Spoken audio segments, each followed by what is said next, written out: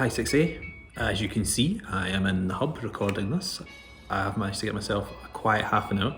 So what we're going to do is we're going to have a look at lesson 4 of numeracy in our first lesson of week 2.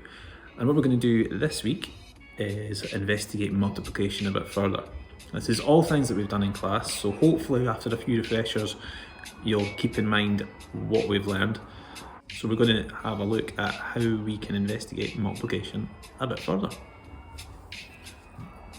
Just like we did last week, let's start off with the question, what is multiplication?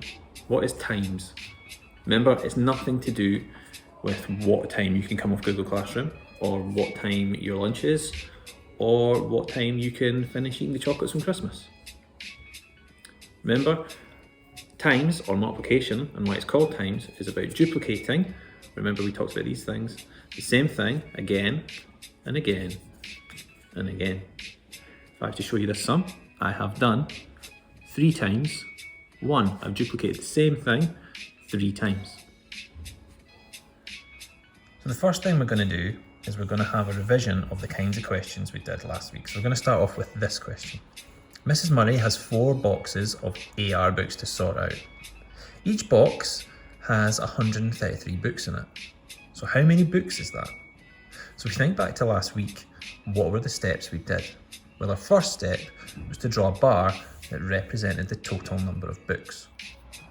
As you can see, I have drawn my whole bar now. This represents the total number of books. We don't know what that total is yet, but this is what we're going to do to find it out.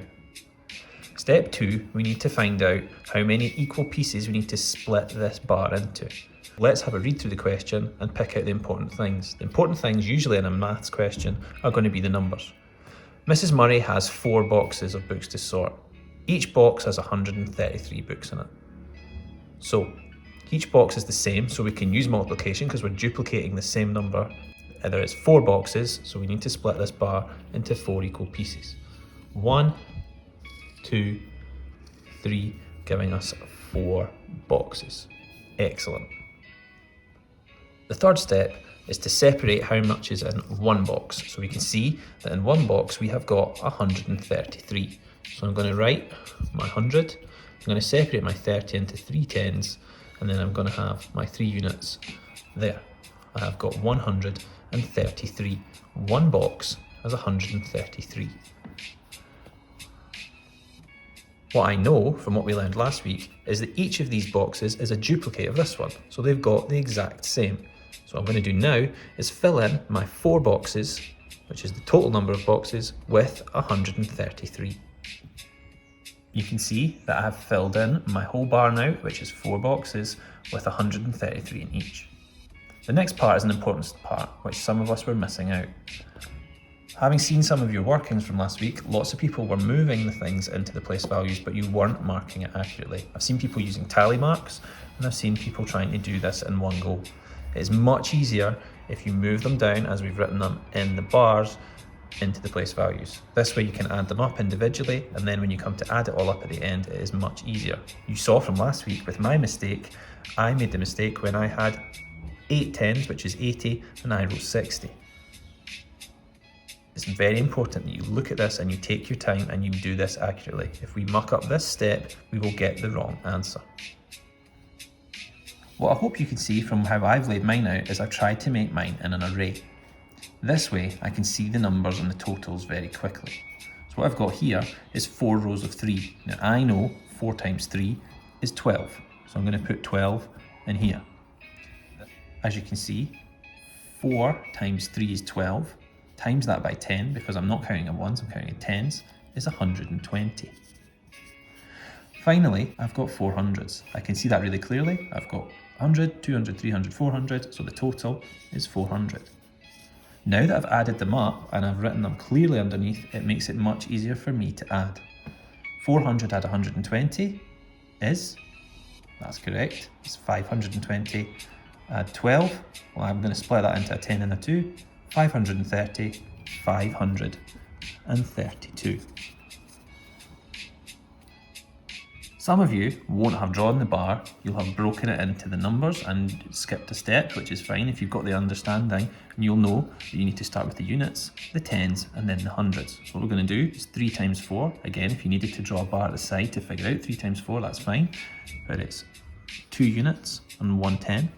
The next number is not 3 times 4, it's actually 30 times 4, but if we think of it as 3 times 4, it makes it much easier. But 30 times 4 is 120. I'm going to add the 10 I've carried over, which is going to be 130. So I put my 3 in the tens place, I carry my 100 over. I don't need to write 0 in here because it's got no value, it's just holding a place. And then finally, I've got 100 times 4. Well, 100 times 4 is 400, but I've got 100 to add on from the last sum, so that is 500. The answer both ways is 532. Now it's your turn to practice what we learned last week. I've given you this question. I want you to do it both ways, so using the bar, and if you can, column method. All of 6A got a box of celebrations. No one likes the bounties, so we put them all in 5 spare tubs. There are 412 in each of the 5 spare tubs. How many bounties are left? Think about the steps we just went over and give the question a go. Pause the video here and look at the answer and the solutions when you're ready.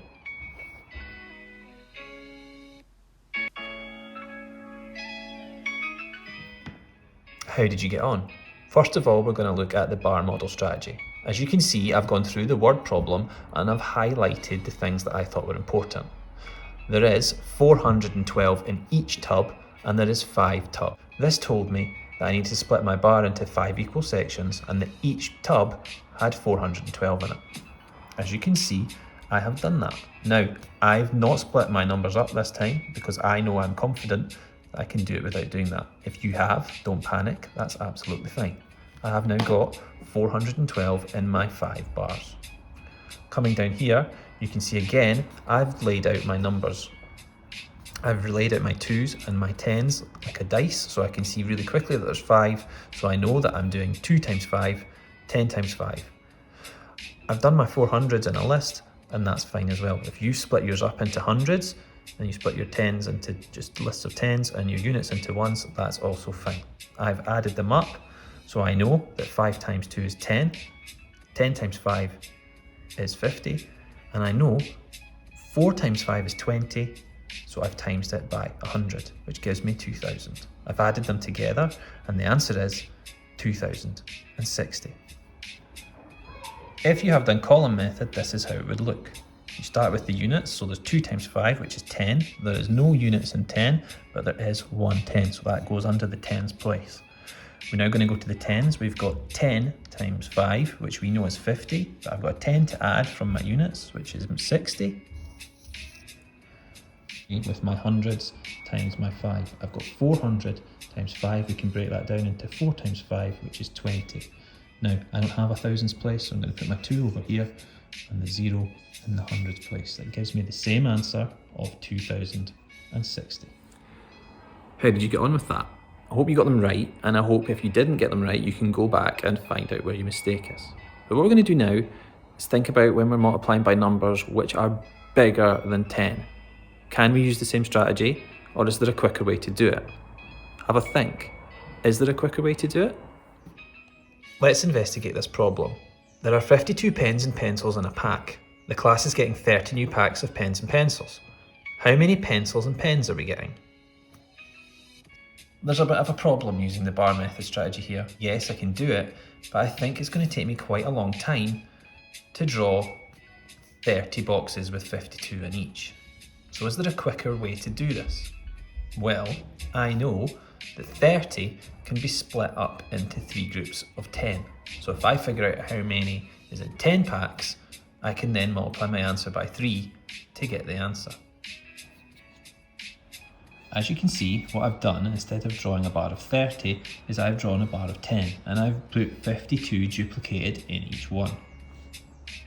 What I'm going to do now is partition this into my place values and figure out how many pens are in 10 packs. If I do this 3 times and add the same number 3 times, I will get the same answer as if I'd timesed it by 30. Now I've partitioned it, this is how my 10 values look. I have got 10 lots of 2, so it's 2, 4, 6, 8, 10, 12, 14, 15, 16, 18, 20, and I've got 10 lots of 50. Now, 50, 100, 150, 200, 250, 300, 350, 400, 450, 500. That leaves me with 500 add 20, which is 520. Now, I don't want 10 packs, I want to know 30. But if 10 packs is 520, 20 packs will be duplicate, another 520, 30 packs will be another 520. So I can see that 30 packs is 520, add 520, add 520. I can now do this sum pretty quickly. It's 0, 6, 5, 10, 15. The answer is 1,560 pencils. Let's do this question step by step together.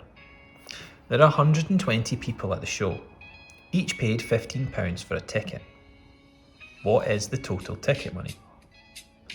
Before we draw the bar, do we really want to draw 120 boxes? Even drawing 15 would be quite a lot. Let's have a think. Which of these two numbers could we put into an easy couple of chunks which would make it easier for us to add the number together? That's right, 15. 15 is made up of a 10 and a 5.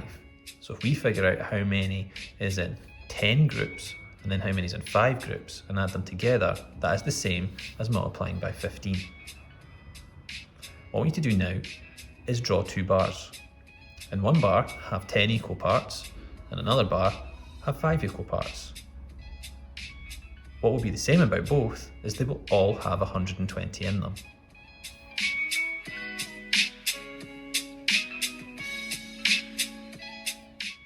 As you can see, what I've done is I've split my £120 into if a ticket cost £10 and if it cost £5. If I add both these together, I will know how much the ticket would be if it was 15. What I need to do now is partition this bar of 10 into here and partition this bar of 5 into here. Once I've done that, I need to add both of these together.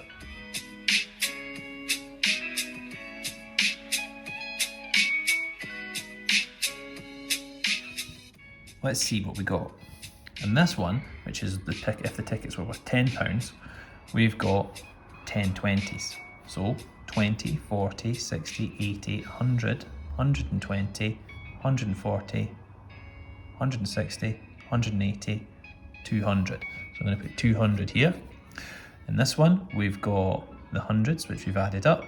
So 100, 200, 300, 400, 500, 600, 700, 800, 900, 1,000. So if the tickets were only £10, we would have 1,000 at 200, which is 1,200. Now, the tickets were not £10, they were 15, so we need to figure out the chunk of 5. For the chunk of 5, we've got 5 20s, 20, 40, 60, 80, 100, and we've got 5 hundreds, which is 500. 500 add 100 is 600.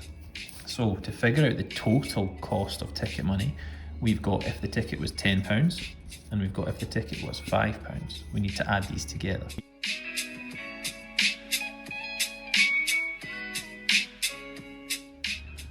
So we've got 1,200, add 600. If we were to take away the zeros to make our sum really easy for us to add, as long as we remember to put them back on at the end, we've got 12 add 6. 12 add 6 is 18, so it's 1,800. Now we're talking about money, so we need to put our symbol in. The total ticket money, apologies for my smudge, is £1,800. So you can see we've taken a pretty complicated sum, and by chunking it into smaller manageable parts, we have got 1,800. Did you get that answer? This primary 6 takes us to our next question. We haven't been calling the numbers when we've been cutting them up chunks, we've been calling them products, because that is the proper mathematical name for them. And when we split the last number up into 10 and 5 to make 15, the two products were 10 and 5. The product of them together is 15. This is the strategy we've been calling partial products. Only difference has been, instead of just writing the numbers straight away, we have been breaking it down and showing you exactly what is actually happening in detail with a drawing. Let's see if we can do it using just the numbers this time. The World Cup has 32 teams. Each team has 30 players.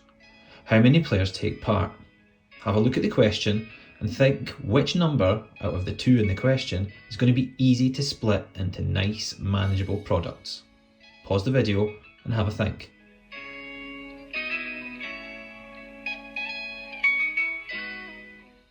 Let's investigate the numbers closely. Well, there's two numbers in the question. There's 32 teams and each team has 30 players. Let's have a think. We can split 32 into 3 groups of 10 and then a group of 2. They're pretty easy sums to do. Or we could just split 30 into 3 groups of 10. Now, I'm going to be lazy and I'm going to do 3 groups of 10. It's less work and it's going to get me the same answer. So what I'm going to do here is I'm going to do 32 times 10. This is going to give me how many players would be if each team only had 10 players. If I add this together 3 times, it's going to give me the same answer as if I tried to times it by 30. Let's have a look how that would look. If we were in school, I would start off by writing the question at the top. The question from the word problem is 32 times 30. I've decided I'm going to split up my 30 into 3 equal groups of 10, which is my products. So I'm going to start off with 32 times 10. I know when we times by 10, everything moves up a place value, so the answer is going to be 320. So that's how many are in 10 groups of 32. But I don't need 10 groups, I need 30. So I'm going to need to do it another twice. I know the answer to this question is the same. I know the answer to this question is the same. So to get the final answer, I need to add them all up. Well, I can see there's 0 units. I can see in the tens I've got 20, 40, 60, so I need to put 6 in the tens. And the hundreds I've got 3, 6, 9, so it's 960 players. I'll come back up to the top to write that in. Whatever way you want to show your workings is up to you. You can do it straight with the numbers if you've got the clear understanding, or if you need to break it down to see it visually in the drawing, or even put the counters out in your bar, that's fine too. Either way, you're doing the same strategy. What I think you should do now is give the Google slide questions a go. We're going to start off with revision of multiplication from last week, so it won't have 2-digit multiplication in it, and then we'll move on to having questions about 2-digit multiplication in it. If you find it easier to draw the bar to show that you split it into chunks, that's fine. If you're happy doing partial products and going straight into showing that with number, that's also fine. Please post me a picture of your work underneath the assignment, and that way I can see how you've done it and what way is working for you and where we're making mistakes. Good luck, and the answers will be posted underneath the same as last week.